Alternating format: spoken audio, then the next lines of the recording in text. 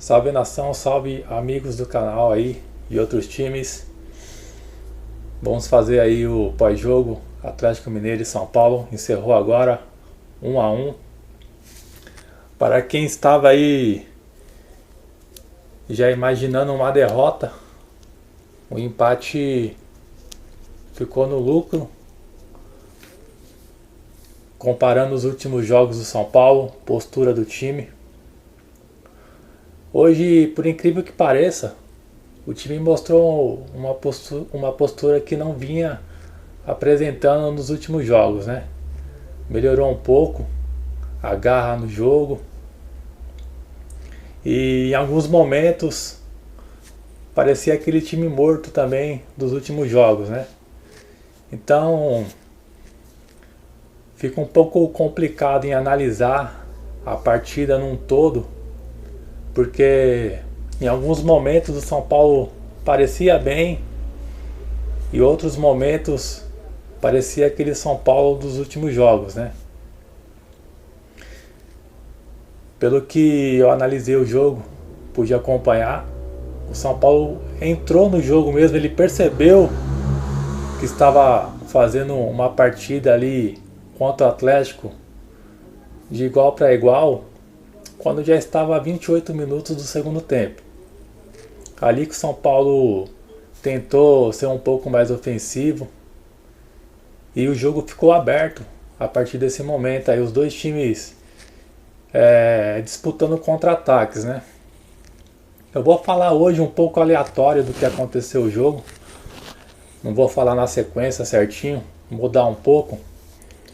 Mas vamos já entrar na questão do VAR aí.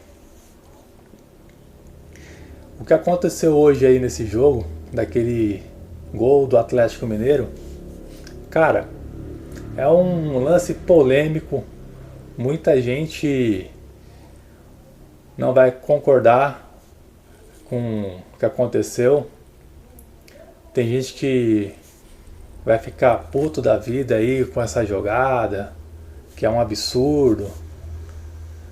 Mas se você olhar mesmo a regra em si, na ponta ali do lápis mesmo ali, interpretando o que diz a regra, a jogada é para ser gol legal. E eu vou abrir um parênteses aqui, que aconteceu um lance semelhante com São Paulo em um jogo, se eu não me engano, uns 2 anos atrás. Eu não estou lembrado qual foi a partida agora. E aconteceu a mesma jogada a favor do São Paulo. Um jogador do adversário disputou a jogada, sobrou para um jogador do São Paulo, fez o gol e o juiz anulou. Então essa regra, ela coloca uma brecha ali para o juiz que estiver apitando o jogo, ele entender da forma que ele achar melhor ali essa jogada. Então é um lance muito difícil. Alguns vão entender de uma forma, outros de outra forma. Eu respeito quem entende diferente, mas a regra dá essa brecha. O que poderia fazer para acabar com essa polêmica? O cara ali realmente do Atlético estava impedido.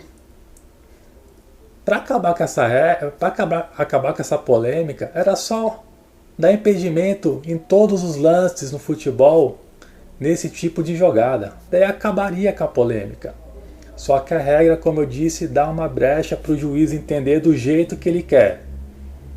Conforme a regra, se você for ler ali ponta a ponta, se o jogador chutar para o gol e o jogador da defesa ele não atacar a bola, ele ficar parado, a bola desviar e sobrar para o cara que está impedido, é impedimento. Isso no entender da regra. Só que se o jogador atacar a bola e a bola sobrar para um jogador que está impedido, o gol é legal. Então, no meu entender, o gol do Atlético foi um gol legal, pensando nessa lógica da regra, né? Só que nem eu disse, pessoal, essa regra aí pode entender de várias formas. Algumas pessoas acho um absurdo. Eu concordo também que esse tipo de jogada deveria ser impedimento no futebol. Mas, infelizmente, a regra aí ela não é clara, né? Então, quanto ao São Paulo ainda é um absurdo também que sempre acontece essas coisas e sempre prejudica o São Paulo, entre aspas. Não estou falando que a gente foi prejudicado, mas em outros jogos assim, sempre o São Paulo acaba sendo penalizado, né? Sendo mais transparente. Então é um lance polêmico, pessoal, isso aí. Então eu não vou estender muito nesse assunto aí, porque tem gente que acha que não é dessa forma que eu falei, mas conforme eu disse, eu respeito a opinião de cada um. E voltando no jogo ali, igual eu disse no pré-jogo, o Atlético, se você apertar, ele toma gol. Disse no pré-jogo que o Atlético toma gols em todos os jogos. Pegou aí um ataque do São Paulo que vem de seca de gols e o São Paulo conseguiu fazer o gol. E se tivesse um pouquinho mais de tranquilidade em alguns momentos, o São Paulo conseguiria fazer mais um gol no jogo. Então eu gostei do São Paulo na postura que o time apresentou em campo depois que o Nenê entrou. Depois dos 28 minutos o São Paulo começou a jogar bola. E eu vou enaltecer hoje o Nenê da forma que ele entrou no jogo hoje. Está de parabéns. Essa é a postura que a gente gostaria de ter dos jogadores do São Paulo. Quando entra com vontade. Isso foi o que o Nenê mostrou hoje. Fez uma bela jogada, tocou para o Pato.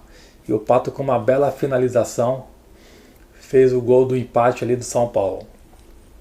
Enaltecer também o Volpi. Em alguns jogos que ele começou aí vestindo a camisa do São Paulo, a gente criticou algumas vezes.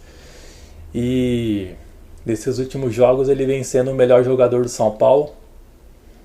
E se ele manter essa pegada assim, eu gostaria de ver ele em 2020 dando sequência no seu trabalho no São Paulo. Então, parabéns para o Volpi. Mais uma excelente partida que ele fez. E esse um pontinho que a gente conseguiu hoje e contra o Cruzeiro, graças ao Volpi. Vamos falar do Hernanes aí. O Hernanes tá devendo, né, pessoal? A gente sabe dos problemas dele. Foi falado que ele tá com problemas pessoais, familiares, depressão. Então, ele é um ídolo da torcida, a gente respeita muito ele, tem que ter calma com ele, sim. Só que hoje ele fez muita coisa errada. No final do jogo aí hoje, pelo que eu contei, ele deu 3 contra-ataques aí pro Atlético. E se o Atlético tivesse um pouco mais de qualidade ali ofensiva, mataria o jogo ali e faria 1 ou 2 gols aí nesses contra-ataques que o Hernanes concedeu pro Atlético. Mas vamos ter um pouco de calma com ele aí. Eu acredito muito que ele vai dar a volta por cima e vai ajudar a gente. E falar também do Hudson.